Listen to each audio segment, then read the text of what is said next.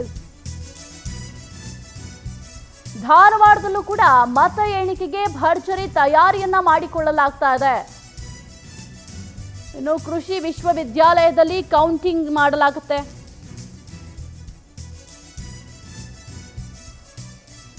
ಮತ ಎಣಿಕೆ ಕೇಂದ್ರದ ಬಳಿ ಪೊಲೀಸ್ ಭದ್ರತೆಯನ್ನು ಒದಗಿಸಲಾಗಿದೆ. ಧಾರವಾಡದಲ್ಲೂ ಕೂಡ ಮತ ಎಣಿಕೆಗೆ ಭರ್ಜರಿ ತಯಾರಿಯನ್ನ ಮಾಡಿಕೊಳ್ಳಲಾಗಿದೆ.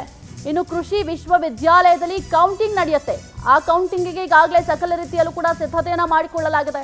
ಇದ್ರ ಜೊತೆಗೆ ಒಂದಿಷ್ಟು ಭದ್ರತೆಗೂ ಕೂಡ ವ್ಯವಸ್ಥೆಯನ್ನ ಮಾಡಿಕೊಳ್ಳಲಾಗಿದೆ. ಈಗ ಆಲ್ರೆಡಿ ಪೊಲೀಸರನ್ನು ಕೂಡ ನಿಯೋಜನೆ ಮಾಡಲಾಗಿದೆ. ಮತ ಎಣಿಕೆ ಕೇಂದ್ರದ ಬಳಿ ಪೊಲೀಸ್ ಭದ್ರತೆಯನ್ನ ನೀಡಲಾಗಿದೆ. ಧಾರವಾಡ ಕೂಡ ಒಂದು ಹೈ ವೋಲ್ಟೇಜ್ ಕ್ಷೇತ್ರ. ಇಲ್ಲೂ ಕೂಡ ಮತ ಎಣಿಕೆಗೆ ಸಕಲ ರೀತಿಯಲ್ಲೂ ಕೂಡ ಸಿದ್ಧತೆಯನ್ನ ಮಾಡಿಕೊಳ್ಳಲಾಗಿದೆ. ಇನ್ನು ಕೃಷಿ ವಿಶ್ವವಿದ್ಯಾಲಯದಲ್ಲಿ ಕೌಂಟಿಂಗ್ ನಡೆಯುತ್ತೆ. ಈ ಕೌಂಟಿಂಗು ಕೂಡ ಎಲ್ಲಾ ರೀತಿಯ ಪೊಲೀಸರನ್ನು ಕೂಡ ಈಗಾಗಲೇ ನಿಯೋಜನೆ ಕೂಡ ಮಾಡಲಾಗಿದೆ. ಈ ಕುರಿತು ಹೆಚ್ಚಿನ ಮಾಹಿತಿ ನೀಡ್ತಾರೆ ನಮ್ಮ ಪ್ರತಿನಿಧಿ ರವಿಕುಮಾರ್, ಧಾರವಾಡದಲ್ಲಿ ಯಾವ ರೀತಿಯ ಸಿದ್ಧತೆಯನ್ನ ಮಾಡಿಕೊಳ್ಳಲಾಗಿದೆ? ಮತ ಎಣಿಕೆಗೆ ಕ್ಷಣಗಣನೆ ಶುರುವಾಗಿದೆ. ಧಾರವಾಡದಲ್ಲಿ ಯಾವ ರೀತಿಯ ಸಿದ್ಧತೆಯನ್ನ ಮಾಡಿಕೊಳ್ಳಲಾಗಿದೆ, ಹಾಗೆ ಅಲ್ಲಿ ಭದ್ರತೆಯನ್ನ ಯಾವ ರೀತಿ ಕಲ್ಪಿಸಲಾಗಿದೆ?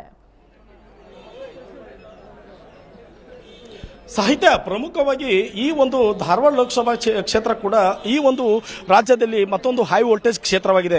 5ನೇ ಬಾರಿ ಪ್ರಹ್ಲಾದ್ ಜೋಶಿ ಅವರು ಆಯ್ಕೆ ಬಯಸಿ ಈ ಒಂದು ಬಾರಿ ಬಿಜೆಪಿಯಿಂದ ಅಭ್ಯರ್ಥಿಯಾಗಿದ್ದರೆ, ಅವರ ಎದುರಾಳಿಯಾಗಿ ಕಾಂಗ್ರೆಸ್ನಿಂದ ವಿನೋದ್ ಅಸುಟಿ ಅವರು ಜಾತಿ ಲೆಕ್ಕಾಚಾರದ ಮೇಲೆ ಕಾಂಗ್ರೆಸ್ ಪಕ್ಷ ಕೂಡ ವಿನೋದ್ ಅಸುಟಿ ಅವರನ್ನು ಪ್ರಹ್ಲಾದ್ ಜೋಶಿ ಅವರ ಎದುರಿಗೆ ಆ ಕಡೆ ಕಿಳಿಸಿದೆ. ಇವೆಲ್ಲವುಗಳ ನಡುವೆ ಈಗಾಗಲೇ ಮತದಾರರು ಕೂಡ ಈ ಒಂದು ಇಬ್ಬರು ಅಭ್ಯರ್ಥಿಗಳ ಭವಿಷ್ಯವನ್ನ ಬರೆದಿದ್ದಾರೆ. ಇನ್ನೇನು ಕೆಲವೇ ನಿಮಿಷಗಳಲ್ಲಿ ಕೂಡ ಈ ಒಂದು ಮತ ಎಣಿಕೆ ಕಾರ್ಯ ಆರಂಭವಾಗಲಿದ್ದು 12 ಗಂಟೆಯ ಒಳಗಾಗಿ ಈ ಒಂದು ಧಾರವಾಡ ಜಿಲ್ಲೆಯ ಲೋಕಸಭಾ ಕ್ಷೇತ್ರದ ಯಾರು ಸಂಸದರು ಎಂಬ ಒಂದು ಉತ್ತರ ಸಿಗಲಿದೆ. ಇವೆಲ್ಲವುಗಳ ನಡುವೆ ಈ ಒಂದು ಲೋಕಸಭಾ ಕ್ಷೇತ್ರದ ಮತ ಎಣಿಕೆ ಕಾರ್ಯ ನಗರದ ಕೃಷಿ ವಿಶ್ವವಿದ್ಯಾಲಯದಲ್ಲಿ ನಡೆಯಲಿದೆ.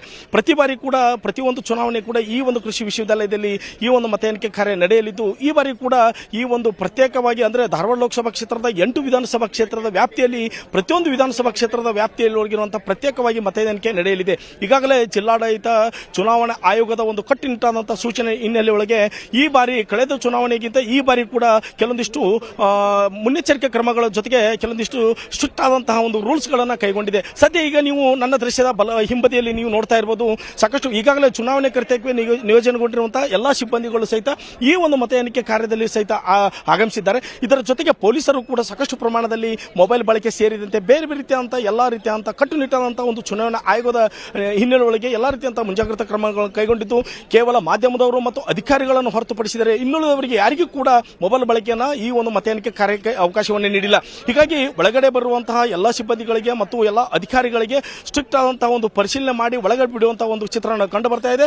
ಈಗಾಗಲೇ ಈ ಒಂದು ಕರ್ತವ್ಯಕ್ಕೆ ನಿಯೋಜನೆಗೊಂಡಿರುವಂತಹ ಅಧಿಕಾರಿಗಳು ಸಹಿತ ಈ ಒಂದು ಮತ ಎಣಿಕೆ ಕೇಂದ್ರಕ್ಕೆ ಆಗಮಿಸಿ ತಮಗೆ ನಿಯೋಜನೆಗೊಂಡಿರುವಂತಹ ತಮಗೆ ಪ್ರತಿಯೊಂದು ವಿಧಾನಸಭಾ ಕ್ಷೇತ್ರದ ವ್ಯಾಪ್ತಿಯೊಳಗಿರುವಂತಹ ತಮ್ಮ ಸ್ಥಳವನ್ನು ಪರಿಶೀಲನೆ ಮಾಡಿಕೊಂಡು ಮತ ಎಣಿಕೆ ಕಾರ್ಯಕ್ಕೆ ಒಳಗಡೆ ಹೋಗುತ್ತಿರುವಂತಹ ಚಿತ್ರಣ ಕಂಡು ಬರ್ತಾ ಇದೆ. ಸಾಹಿತ್ಯ. ಓಕೆ, ಥ್ಯಾಂಕ್ ಯು ರವಿಕುಮಾರ್, ನಿಮ್ಮೆಲ್ಲ ಅಪ್ಡೇಟ್ಸ್ಗಾಗಿ.